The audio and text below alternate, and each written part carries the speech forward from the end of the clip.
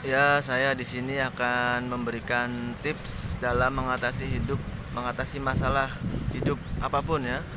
Kalau Anda yang sedang merasa hidupnya susah, banyak masalah, pusing, stres, susah bahagia, pikiran penuh, pikiran padat, banyak pikiran gitu sehingga tidak bahagia, susah bahagia, masalah nggak selesai-selesai, gimana caranya, nggak bisa gerak, nggak bisa berkutik, udah mentok, udah frustasi katakanlah gitu.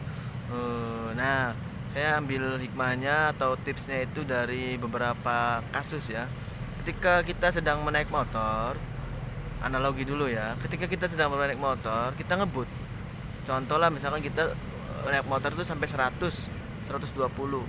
Nah, ketika kita fokus melihat ke depan, pandangan ke depan, fokus, maka kita bisa melewatinya dengan santai, seok-seok, belak-belok, salip sini, salip sana, aman gitu. Kita fokus lihat ada yang nyebrang tidak, rambu-rambu seperti apa, ya aman gitu.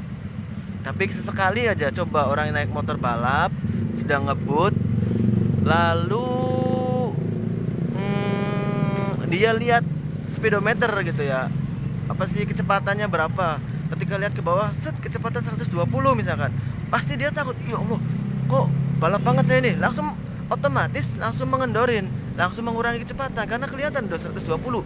Wah, balap banget saya nih. Padahal ketika dari tadi dia sebelum lihat ke angka 120 itu, dia enjoy jalan-jalan sambil seak-seok, sambil belok-belok, salip-salip, aman-aman aja gitu, berapa menit, misalkan sekian menit gitu. Ketika lihat kecepatan 120 langsung turun, langsung takut, balap banget saya, karena dilihat gitu, dirasakan. Kemudian contoh lagi kasus, ya ini yang pengalaman-pengalaman saya aja ya. Saya bisa cerita karena saya pengalaman ya naik motor balap ya. Semua orang tahu lah bahwa saya kalau naik motor itu ya luar biasa gitu. Kemudian eh apa ya? Naik kelapa. Saya beberapa kali langsung naik kelapa ya.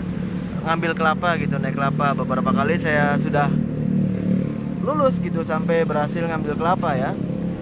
Nah, ketika saya pengalaman kedua mengambil kelapa, itu saya tidak sengaja ketika sudah di atas itu lalu lihat ke bawah.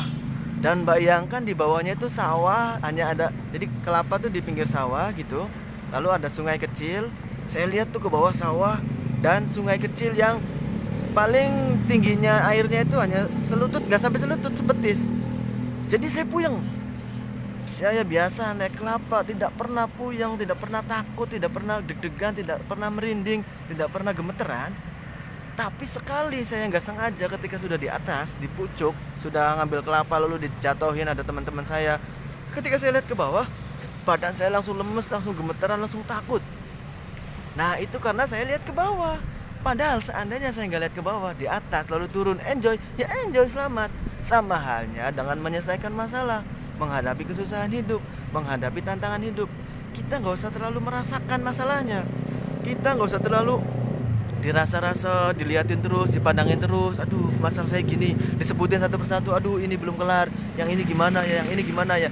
Gak bakal selesai. Kita sudah tidak terlalu memandang, tidak sudah terlalu lihat, fokus saja menyelesaikan, fokus cari solusi, jalanin aja ngalir, pasti selesai. Sebagaimana kalau naik kelapa, ya udah naik, ambil, turun, gak usah banyak lihat-lihatan, gak usah banyak lihat ke bawah. Sama hal seperti ngebut naik motor, ngebut-ngebutan aja, fokus ke depan, seok-seok, belok-belok. Kalau waktunya rem-rem, gak usah lihat ke kecepatan, lihat ke kecepatan, lihat 100 aja udah deg-degan. Aduh, saya udah 100 nih, jadi deg-degan. 120, waduh deg-degan. Ketika naik kelapa, ketika lihat ke bawah jadi deg-degan. Makanya apapun masalahnya, sesusah apapun masalahnya, jalanin aja, ngalir, usaha terus, cari solusi terus, berusaha semaksimal mungkin, gak usah terlalu diliatin, dipikirin.